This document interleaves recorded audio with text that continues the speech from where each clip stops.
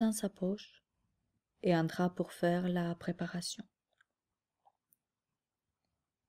Il était tout seul et très concentré. Quand il avait presque terminé, une voix douce de femme lui dit: Répète après moi. Qui êtes-vous? La reine des abeilles. Tu utiliseras dans toutes tes potions le miel.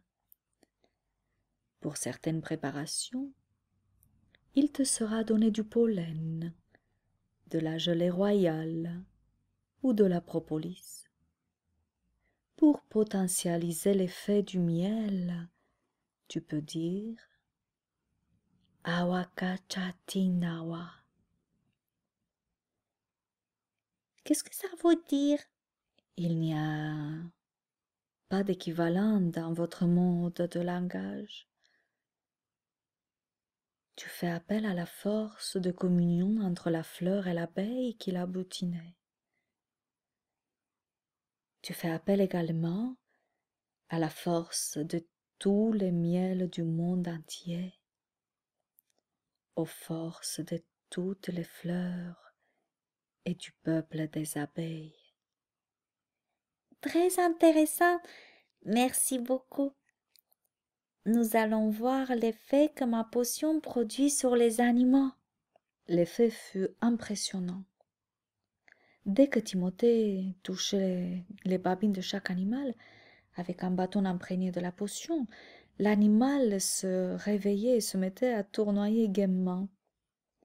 Chose encore plus curieuse, quand ils furent tous revigorés, aucun animal n'avait l'air d'avoir faim ni soif. Pourtant, cela faisait des heures qu'ils n'avaient pas mangé ni bu.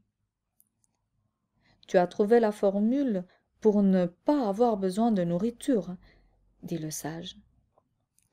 Combien de temps ça va durer l'effet? Demanda Timothée. Je n'en ai aucune idée. Nous allons voir.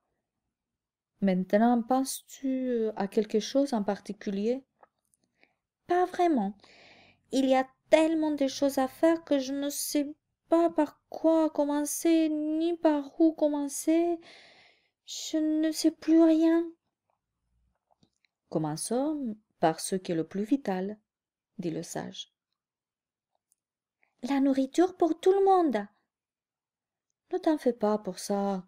Nous allons tous goûter ta nouvelle potion. Alors, trouvons où Pollutionus a caché les éléments de la machine qui ouvre les consciences. Tu crois que c'est nécessaire? Oui, bien sûr. Et pourquoi crois-tu que les humains vont nous suivre, nous, plutôt que Pollutionus? Parce que nous voulons leur bien. Pollutionus aussi, en quelque sorte. Sa façon de voir le bien est un peu différente, mais au fond de lui, il leur veut du bien. Il veut leur offrir le confort, par exemple. Mais ils sont esclaves de leur confort. Comment ça? À force de rester enfermés dans leur maison, ils ne sortent plus suffisamment pour se nourrir de la beauté de la nature. Tu crois que s'ils avaient envie d'aller dans la nature, ils ne trouveraient pas le moyen d'y aller? Tu as raison. Dit Timothée avec tristesse. Ce n'est pas Pollutionus qui les rend aveugles. À force de ne plus regarder la beauté, on finit par ne plus la voir. S'ils avaient envie de vivre différemment, sois sûr qu'ils le feraient. Il y a encore 20% de la population qui le fait. Tu as raison. C'est leur choix.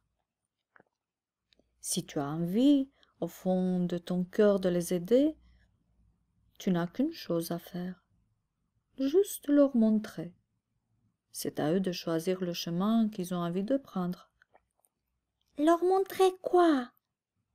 La beauté. Comment? Cherche dans ton cœur et tu trouveras la réponse. Timothée était complètement bouleversé par cette conversation. Il était persuadé qu'il pouvait changer le monde.